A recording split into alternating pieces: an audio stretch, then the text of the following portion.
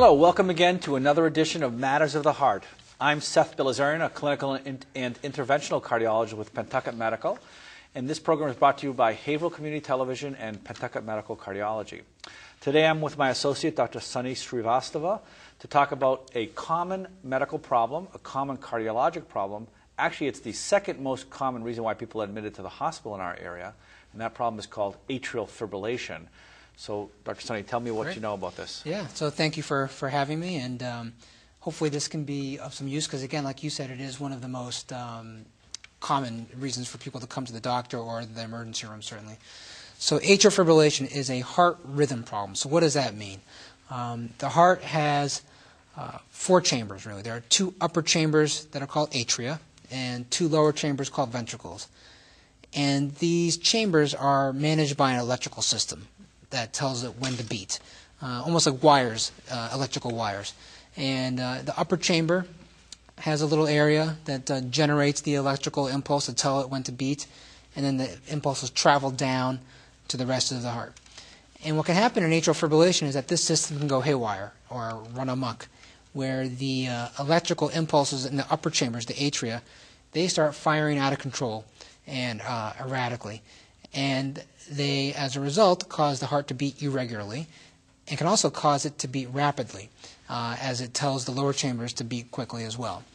So it can be a real problem for a lot of reasons. One is that it can cause one to feel uncomfortable, or the sensation that their heart is racing, palpitations. Some people don't feel anything as well. And there are a lot of other consequences and sequelae that we'll certainly talk about as we go on in the discussion. Okay, great. So you said it was common. So can you tell us about some things about why it happens, some causes for this problem? Yeah, sure. Well, I said it was common. What does that mean? So it's anywhere, different statistics will say anywhere between 2.5 to 3.5 million Americans have atrial fibrillation. So that's a lot, no doubt about it. And it becomes much more prevalent as we age. But what are the causes? So we see this every day, so we try to figure out what the causes are. Some of the more common causes are if you have underlying structural heart abnormalities. So what does that mean? So if your heart is enlarged, or if it's weak, or if the valves are leaky, or the valves are narrow and don't open as well. Those are things that can really lead to atrial fibrillation. If you have high blood pressure that's not well treated, if you have other heart problems such as coronary artery disease or prior heart attacks, these are things that we think of that could be contributory. There are more rare things where you could have congenital heart abnormalities that could lead to it. Other things such as overactive thyroid, which is a common condition, can sometimes cause it or lead to it. Stimulants or exposure to stimulants, so caffeine, interestingly alcohol, binge drinking, that type of thing can also lead to atrial fibrillation. Cocaine is another type of thing that people think about. People with chronic lung disease, so if you have something that's called emphysema or COPD, it's thought that that can trigger atrial fibrillation. Sleep apnea as well.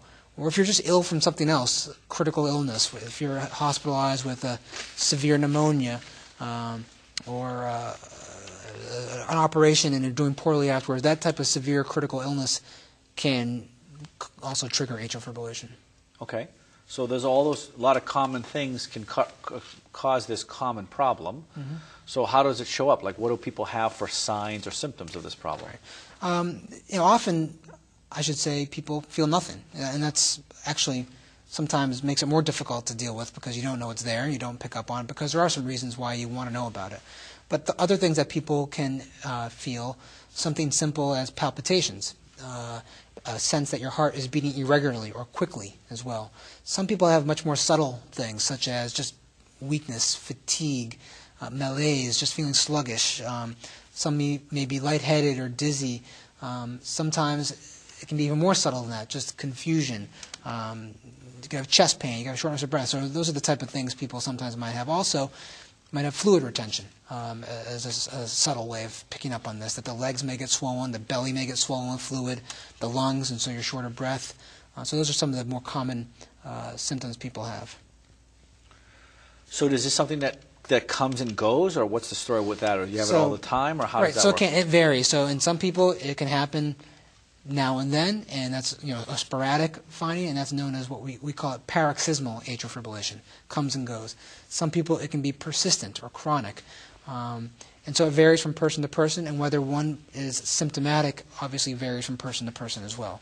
And those things really dictate how we treat people, whether somebody is symptomatic, whether there's other features that one has, if it's persistent or sporadic. Those are other features that really play a role in how we treat people. Okay, so how does it get picked up? How's the diagnosis made? So in the setting of, for example, somebody having no complaints, not noticing it, that's usually picked up upon when someone goes for their routine physical exam, annual physical, for example, and their physician will listen to their heart and pick up on the fact that it's beating irregularly. Often leads to an EKG, and EKG is a test where people have electrodes put on their chest, and a one-page tracing is printed out documenting the electrical activity of the heart. And there are characteristic things we see that can tell us if it's atrial fibrillation or a normal rhythm. So that's somebody who's not feeling it or asymptomatic, that someone else has to pick up on it then. But you highlighted the irregular part. So really, that's sort of the key thing here. So if someone listens to your heart and it's irregular, or how about other ways to sense the heart's pulse in finding? Yeah, so if you feel your pulse, certainly too. So you can feel your pulse here in the wrist or here in the carotid arteries. Those are ways to feel your pulse. So someone could do this themselves, and they say that instead of having a nice regular heartbeat, right, that if it sort of had some kind of irregularity, there wasn't a sort of metronome kind of regularity to it, they should suspect that they might have this. Is that correct? Well, that might be overstating it a little bit, because there are lots of other types of irregularity when one feels your pulse. One can have something very simple as extra beats or premature ventricular contractions. These are something that are generally very benign.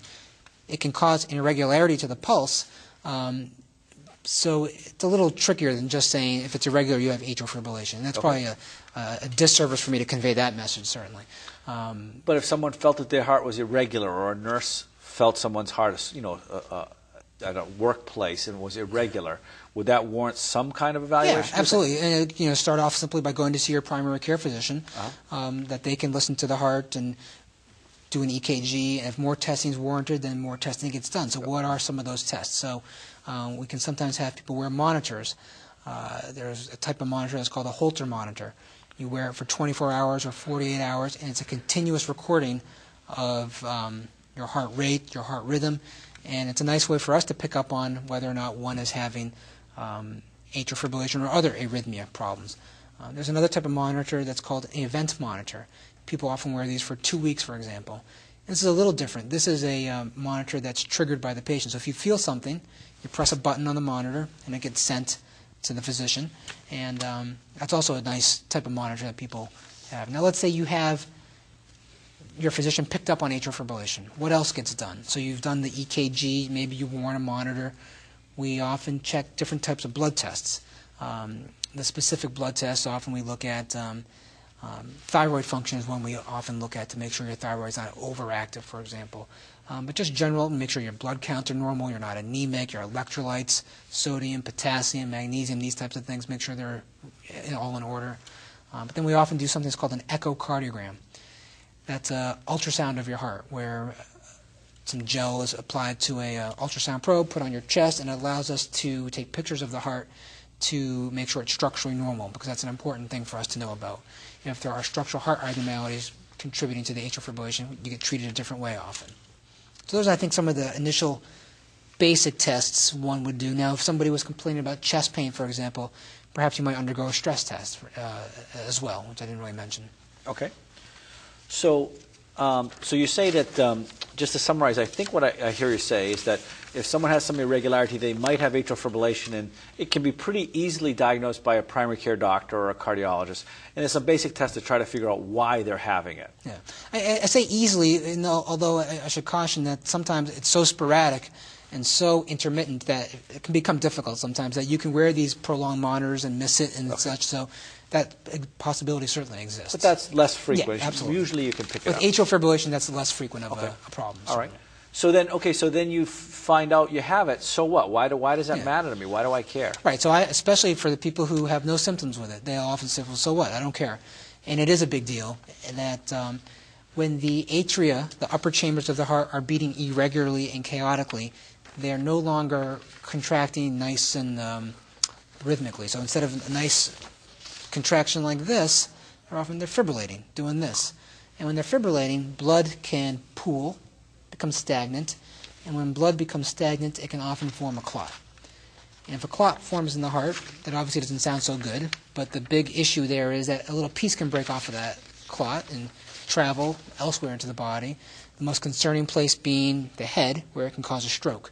And it can also travel elsewhere, into the legs, the hands, the kidneys, can cause different places, it can cause problems. But the one we really talk about the most with people, I think, is the head. And it can cause a stroke, and naturally that's a big concern because stroke is obviously can be a potentially devastating thing to happen. Well, just to be clear, so a very tiny piece of clot could go anywhere in the body, and it's not that we don't care about the kidney or the liver or something else, but if you had a little tiny clot go to the kidney and you lost a little part of your kidney, you probably would never know about it. Probably, although if massive amounts go there, or if you already have underlying kidney disease, that little hit could be... Right. But what I guess what I was trying to say is that the reason why the brain is so important is it's an important organ, and maybe it's a little more important than other parts, but all of our organs are important. Right. But a small injury to any other organ is not as devastating as a small injury, because if it hits the right part of the heart or the right part of the brain, or I should say the wrong part of the brain, you could lose your speech or you could become paralyzed. Right. So the problem is the brain is because it's so sensitive to a small injury. Right, absolutely. And it's also much more likely just anatomically for these things to travel to the brain, given that the major arteries feeding the brain are right there when blood comes out of the heart. So it's a potentially life-altering thing to happen, and so it is a big deal whether one feels the atrial fibrillation or not. There are different ways we assess one's level of risk for developing clots or developing stroke. For example, if one has had a prior history of congestive heart failure, that may increase your risk a little bit. And congestive heart failure is fluid retention. If one has had a history of high blood pressure, if one is over the age of 75, if one has diabetes, if one has had a prior stroke or what we call a TIA or a mini stroke, all these things contribute to your risk. And there's a scoring system that we often go through in our heads to assess one's level of risk. The more of those things you have, the higher your risk is, and the more likely you would benefit from a certain type of treatment. That certain type of treatment is a blood thinner right now called Coumadin or warfarin. It's commonly prescribed. I'm sure many of the viewers are aware of it, and it can be a nuisance to take it, no doubt about it. It requires frequent blood tests for monitoring to make sure your blood is not too thin or under-thinned, or too thick, I guess is another way of saying that. But the benefits outweigh the risks, certainly, with prevention of stroke in certain people, in the right patient type. So that is one arm of treatment, is the prevention of stroke. Absolutely one very important part of the treatment. Okay. So you asked me, why do we care? What are the complications? So one is stroke, and that's the biggest one to talk about with people. But there are other things that one may have the propensity for a rapid heartbeat in atrial fibrillation. And if the heartbeat, or rate, I should say, is left uncontrolled and left to go fast, that can put a strain on the heart. It can lead to something called congestive heart failure, or even cardiomyopathy, a weakening of the heart muscle. So that's important as well. So those are the main, I think, things we think about as far as complications of atrial fibrillation. Okay. So let me just summarize. So the big one we worry about, you said, was the clot forming, clot going somewhere, and we worry about the clot going to the brain causes stroke. And the way that's treated is to thin the blood with that medicine called Coumadin. And doctors decide whether the patient needs it based on some risk factors that you described. Yep. And then the second thing you said was that the heart can go very fast, so we try to control the speed by using medicine to slow it down.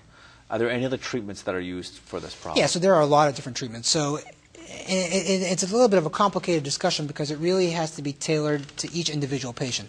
So if one is symptomatic, now if one is symptomatic when their heart's going fast, but when it's slow and back in a normal rate, they feel fine, then you use a certain type of medication to just keep the heart rate slowed down. Some of these medications that are commonly used are called beta blockers. So some of those names are atenolol, metoprolol, toprol, Lopressor. Those are some of the more common names. Carvedilol is another name. you use those, or calcium channel blockers, so diltiazem, cardizem, verapamil, another class of medication, digoxin. So those medications are often used to slow the heart rate down. And once the heart rate is slow and the patient feels better, great. But you also are treating them simultaneously, often with this blood thinner, Coumadin. Now, some people, no matter what the heart rate is, they still feel lousy in atrial fibrillation. They may be sluggish, they may be tired, fatigued, short of breath, chest pain, a lot of different types of things. So those are some people in whom you may not want to just slow down the heart rate, but you may also want to try to convert them back to a normal heart rhythm to get them out of the atrial fibrillation. It doesn't necessarily get rid of the need for Coumadin, but you're trying to fix their symptoms. So you're still giving them Coumadin to thin their blood often. And there are different ways to convert people back to a normal rhythm. There are medications, some of which have some side effects that are pretty significant, which is why we don't often just jump to using these medications. But there are medications that are used to help convert people back to a normal rhythm. And if that doesn't work, there are procedures that can be done, certainly. One common procedure is called a cardioversion. And what a cardioversion is sort of like what you see on TV, or one sees on TV, are paddles to the chest. Now, it's not like on TV in the throes of an emergency where people are rubbing the paddles together and zapping you. It's done in a controlled fashion with anesthesiology, make you sleepy, and paddles are applied to the chest with electrical current delivered, and it can shock you back into a normal rhythm. Doesn't always work, as many of our patients can attest to, that, for example, if the atrial fibrillation's been there for a long period of time, or if there are severe structural heart abnormalities, it may not work in getting you back. Those are some of the more standard, I think, first-line treatments of choice. Okay. Are there any other treatments other than what you described were medication treatments and the cardioversion treatment, which is the shock? Are there anything else that we should know so about? There's some other things that can be done as well. For a while now, we've done a procedure that's called an AV node ablation. The AV node is a specialized bit of tissue in the heart that helps control the heart rate. And in people in whom the heart rate's been difficult to control, you can just go into the heart with catheters. It's a minimally invasive procedure, and you can essentially, for lack of a better phrase, cauterize or zap that AV node and knock it out. Controls the heart rate, but a pacemaker needs to be put in that situation as well, so that you can still maintain a normal heart rate. And this again doesn't get rid of the need for Coumadin. The atria are still fibrillating, the upper chambers of the heart. We have now just created a situation where the lower chambers of the heart can't take off and go rapid. And it's actually a useful treatment for a lot of people. It's well tolerated, and both of us have plenty of patients who've had this done. We, in the field of cardiology, have developed other procedures now that are perhaps slightly more risky than that AV node ablation. There are other types of ablations called atrial fibrillation ablations that are done, where a catheter is put up to the heart, often from the groin, and get up to the heart. And when they're in the heart, the catheter has to poke a hole within the heart to get to the left side of the heart. So that carries with it some risk. But when they get in there, they can map out where the atrial fibrillation is coming from. And it's often right around the pulmonary veins. These are veins that are bringing blood back to the heart. And you can go in there and you can, again, just zap that area, cauterize it. And it can be successful for certain types of patients, but again, it's not without risk. It's not something that we jump to up front because, number one, it's invasive. Number two, there's some risks involved with it. And number three, if one can be maintained on medicines, that's a much better option, certainly. But the atrial fibrillation, or AF ablation, is certainly a important procedure, one that's, I think, becoming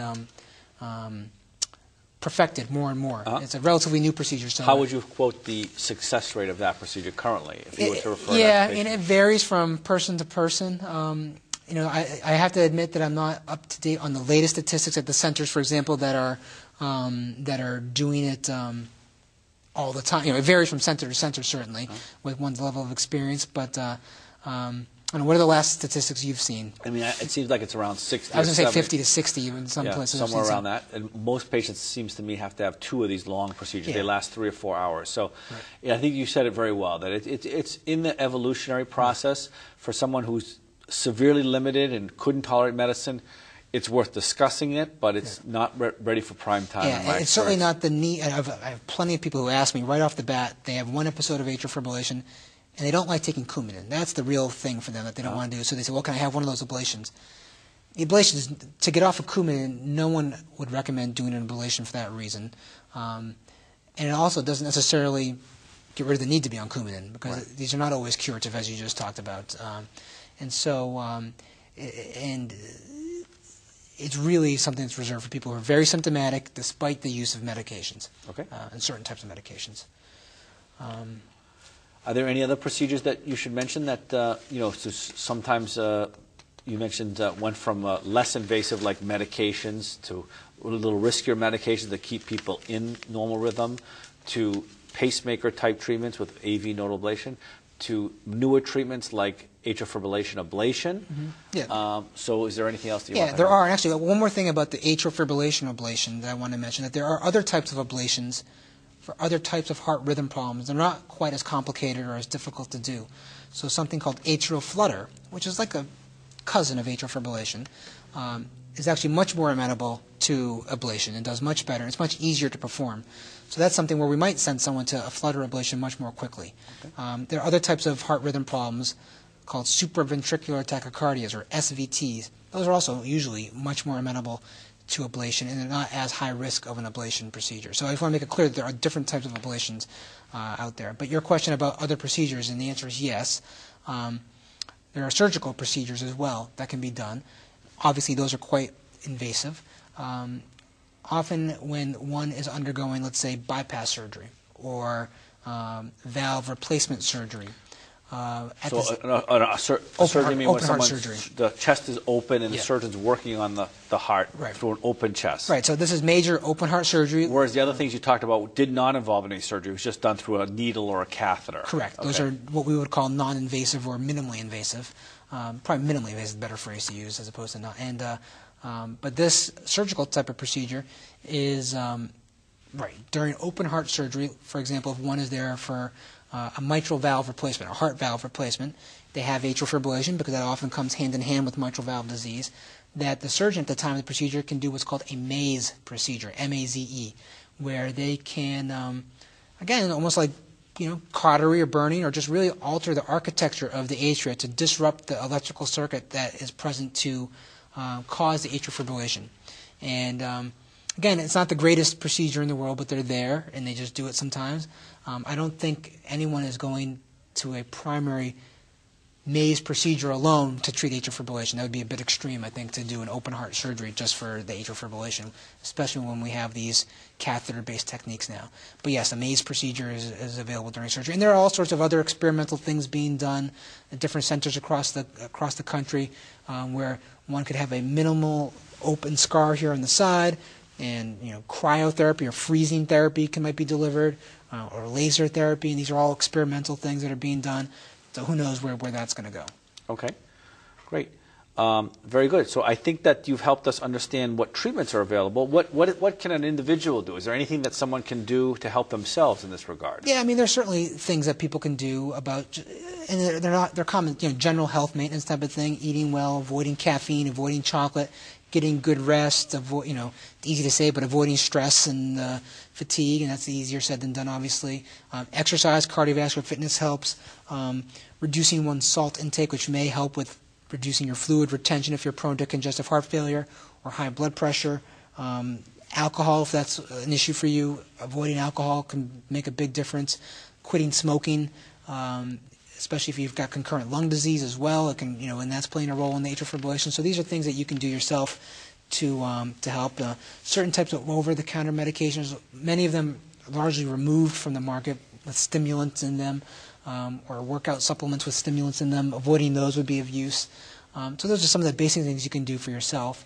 One thing I forgot to mention before that I think is worth mentioning, that's exciting certainly, is that when talking about Coumadin, that there's a lot of work being done and research being done, and in fact research that we've taken part in our office, looking at newer or alternative agents to Coumadin.